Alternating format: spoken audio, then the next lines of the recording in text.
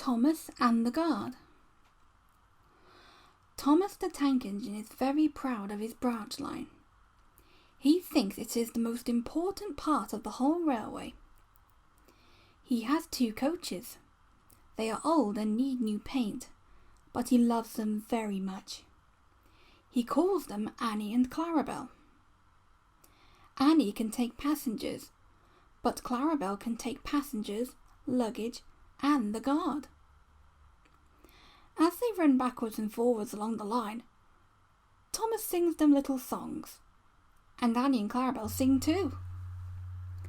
When Thomas starts from a station, he sings, "Oh, come along, we're rather late.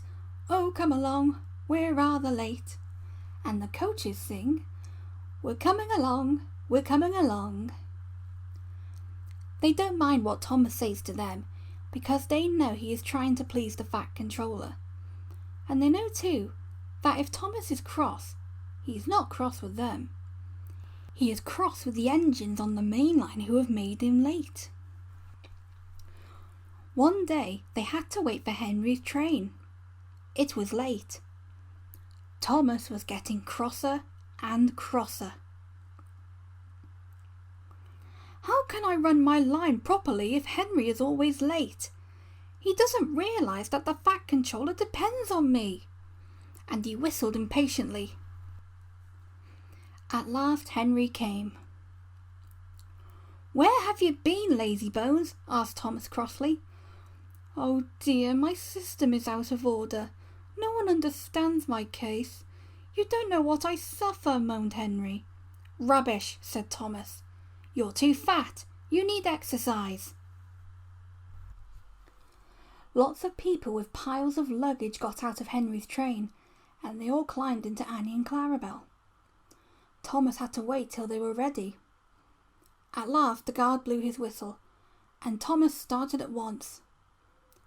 The guard turned round to jump into his van, tripped over an old lady's umbrella, and fell flat on his face. By the time he had picked himself up, Thomas and Annie and Clarabel were steaming out of the station. Come along, puffed Thomas. But Clarabel didn't want to come.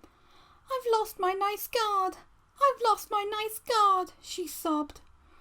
Annie tried to tell Thomas, "We haven't a guard, we haven't a guard," but he was hurrying and wouldn't listen. "Oh, come along, he puffed impatiently. Annie and Clarabel tried to put on their brakes, but they couldn't without the guard.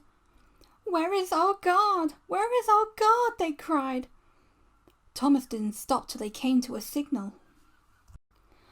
"Bother that signal," said Thomas. "What's the matter?" "I don't know," said his driver. "The guard will tell us in a minute."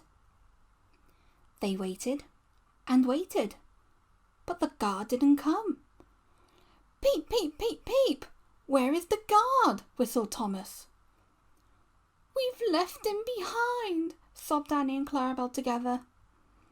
The driver, the fireman and the passengers looked, and there was the guard, running as fast as he could along the line, with his flags in one hand and his whistle in the other.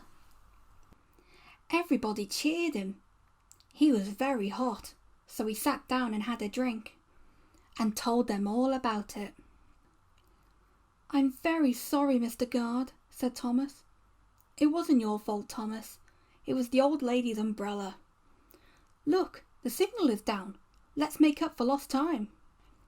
Annie and Clarabel were so pleased to have their guard again that they sang, "As fast as you like, as fast as you like," to Thomas all the way. And they reached the end of the line quicker than ever before.